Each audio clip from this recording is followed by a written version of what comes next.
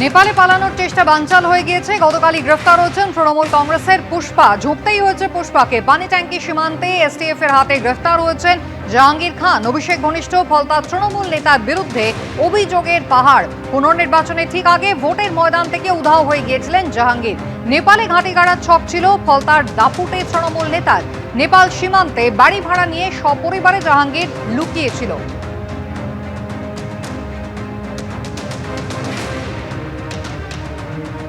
Crown প্রিন্সকে 1,68,000 vote পাইয়ে দিয়েছে।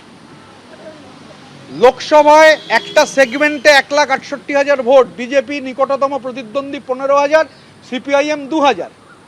সেই পুষ্পা পালিয়ে গিয়েছে। পুষ্পার হয়ে যখন প্রচার করতে গিয়েছিলেন বলেছিলেন জাহাঙ্গীর আমাকে বলেছে, আর জাহাঙ্গীর বললে তো করতেই হবে। জাহাঙ্গীর বলেছে যে ইলেকট্রিক ক্রিমেটোরিয়াম বানিয়ে দিন, 4 তারিখের পর যারা হার্ট অ্যাটাকে মারা যাবেন কাজে লাগবে। এখন সেই ইলেকট্রিক ক্রিমেটোরিয়ামও নেই, জাহাঙ্গীরও নই, ফলেন প্রিন্সকেও দেখা যাচ্ছে না। গতকাল অবশ্য চার্টার ফ্লাইটে গেছেন, গতকাল না তার আগের দিন।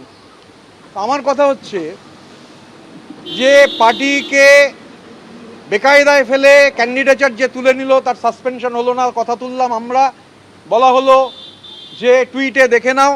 তো এখন টুইটেই দেখতে পাচ্ছি জাহাঙ্গীর ধরা পড়েছে। তো এবার জাহাঙ্গীরের বিরুদ্ধে ব্যবস্থা নিতে গেলে অন্য সমস্যা থাকতে পারে। জাহাঙ্গীর আবার যদি অ্যাপ্রুভার হয়ে যায় কোনোভাবে, এরকম অনেকে বলছে যে জাহাঙ্গীর যদি মুখ খোলে তাহলে খুব কেলেঙ্কারি হতে পারে। ফলতা পুনর্নির্বাচনের ঠিক দুদিন আগে ভোটের ময়দান থেকে উধাও হয়ে যান তৃণমূল প্রার্থী জাহাঙ্গীর খান। নেপালে ঘাঁটি গাড়ার ছক ছিল ফলতার এই দাপুটে তৃণমূল নেতা। নেপাল সীমান্তে বাড়ি ভাড়া নিয়ে সপরিবারে থাকছিলেন তিনি সেখানে। নেপালের স্কুলে সন্তানদের ভর্তিও করেছিলেন জাহাঙ্গীর, এমনটাই সূত্রের খবর। বেশ করেছে, এইগুলোকে বাড়িয়েই তো এই জিনিস হয়েছে। ও তো সেদিনকেই অন্যায় করেছে যেদিনকে মাঝপথে ভোটের থেকে সরে যেতে গেছে। কেন পালিয়ে বেড়াচ্ছে?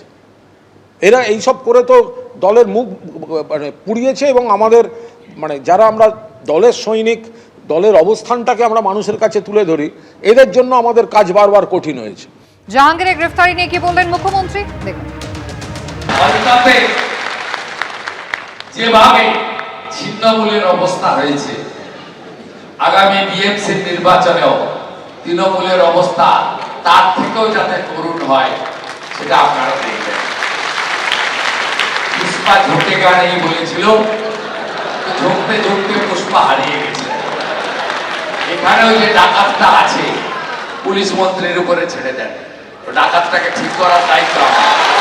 গতকাল পানিট্যাঙ্কি সীমান্তে গ্রেফতার করা হয় জাহাঙ্গীর খানকে, আর তার গ্রেফতারের পরই একেবারে আছড়ে পড়ল জনরোষ।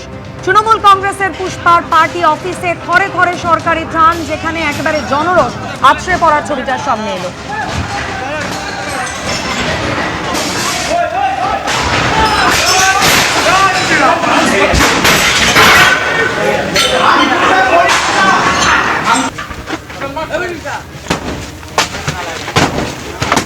শুধুমাত্র যে পার্টি অফিস তাই নয়, সামনে দাঁড় করিয়ে রাখা গাড়ি, তার উপরও যেভাবে ভাঙচুর চালানো হলো দেখতেই পাচ্ছেন।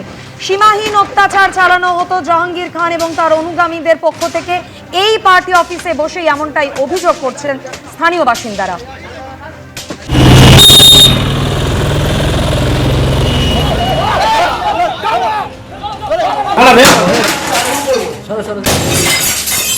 ফলতায় জাহাঙ্গীর খানের বাড়ি, পার্টি অফিস, গাড়ি সবকিছুতে তাণ্ডব।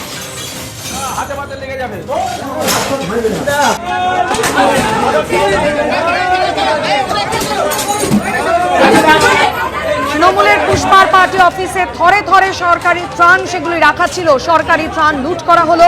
জাহাঙ্গীর খানের অফিসে জনরোষ আছড়ে পড়ল।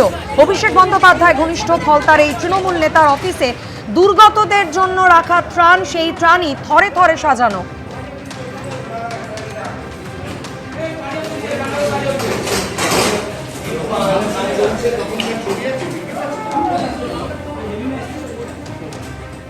বারবার আবেদন করেও মেলেনি সুরাহা। এবার ইএম বাইপাসের ধারে অস্থায়ী তৃণমূল ভবনের বাড়িটি ফেরত চেয়ে থানার দ্বারস্থ হলো মালিক পক্ষ। প্রগতি ময়দান থানায় দায়ের হলো অভিযোগ। মমতা বন্দ্যোপাধ্যায় জুলাই মাসে বাড়িটি ছেড়ে দেবেন বলে আশ্বাস দিলেও এখন কোনো নেতার সঙ্গেই আর যোগাযোগ করা যাচ্ছে না বলে জানিয়েছেন বাড়ি মালিক মডার্ন ডেকোরেটরসের মালিকের ছেলে। থানায় আমাদের আমরা গেছিলাম ওসির কাছে গিয়ে আমরা এই যা বললাম, এই আমাদের এগ্রিমেন্ট ছিল, এই এগ্রিমেন্ট শেষ হয়ে গেছে, এখন অ্যাজ সুন অ্যাজ পসিবল আমাদের প্রপার্টিটা ছেড়ে দিলে আমাদের ভালো হয়। ভোটে হেরে রাজপাট গেছে, পরিষদীয় দলের রাশ বেরিয়ে গেছে মমতা বন্দ্যোপাধ্যায়ের হাত থেকে। লোকসভার বিদ্রোহী সাংসদরা এনডিএকে সমর্থন দেওয়ার কথা ঘোষণা করেছেন। ধাক্কার পর ধাক্কা খাচ্ছেন মমতা বন্দ্যোপাধ্যায়। এবার কি ইএম বাইপাসের ধারে অস্থায়ী তৃণমূল ভবনও ছেড়ে দিতে হবে তাদের? ঘর ছাড়া হবে ঘাসফুলের দল, কারণ সেই বাড়ি ফেরত চেয়ে পুলিশের দ্বারস্থ হয়েছেন মালিক পক্ষ। এদিন প্রগতি ময়দান থানায় অভিযোগ জানান তারা। আরও এক সংকটের মুখে তৃণমূল কংগ্রেস।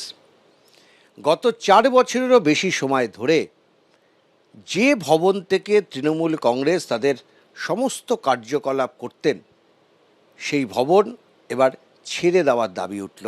আমরা আমাদের প্রপার্টি ফেরত চাই, মানে as soon as possible, so that আমরা ওখানে কিছু কাজ করতে পারি শীর্ষ নেতৃত্বের সাথে। নাম না বললে হলো, বাবা জানে, বাবাই ফোন করেছিল কিন্তু কাউকে ফোন পাচ্ছিল না। বাইপাসের ধারে এই বাড়িটি গত কয়েক বছর ধরে তৃণমূল ভবন নামে পরিচিত। ভোটের আগেও এখানেই আসতেন তৃণমূলের বড় মেজো সেজো ছোট সব নেতাই। তবে এটি একসময় একটি হোটেল ছিল, যার মালিক মডার্ন ডেকোরেটরসের মালিক মন্টু সাহা। তারও তার ছেলের দাবি, করোনার সময় হোটেলটি বন্ধ হয়ে যায়। সেই সময় 1 বছরের জন্য এই বাড়িটি ভাড়া নেয় তৃণমূল। 2022 থেকে 2023 এই 1 বছরের জন্য চুক্তি হয়। বলা হয় নতুন তৃণমূল ভবন তৈরি হয়ে গেলেই এই বাড়িটি তারা ছেড়ে দেবেন। পরে সেই চুক্তির মেয়াদ বাড়ে 2025 সাল পর্যন্ত।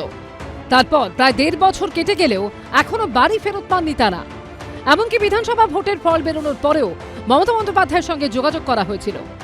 দিদিকে বললাম এই ব্যাপার, তো কী করি? দেখো আমি দেখছি। সন্ধ্যেবেলা আমাকে বললো যে ঠিক আছে, তুমি আমরা জুলাইয়ের মধ্যে খালি করে দেবো। রবিবার অস্থায়ী তৃণমূল ভবনে গেছিলেন বাবা ছেলে। তাদের দাবি, ভোটের ফল বেরোনোর পর থেকে আর কেউ এই অফিসে আসেননি। বাড়িটির অবস্থা অত্যন্ত খারাপ হয়ে গেছে। এই অবস্থায় তাদের দাবি অবিলম্বে বাড়ি ফেরানো হোক, কিন্তু সরাসরি থানায় অভিযোগের প্রয়োজন হয়ে পড়ল কেন? 10-12 দিন ধরে আমরা কারোর সাথে কোনো কন্ট্যাক্ট করতে পারছি না।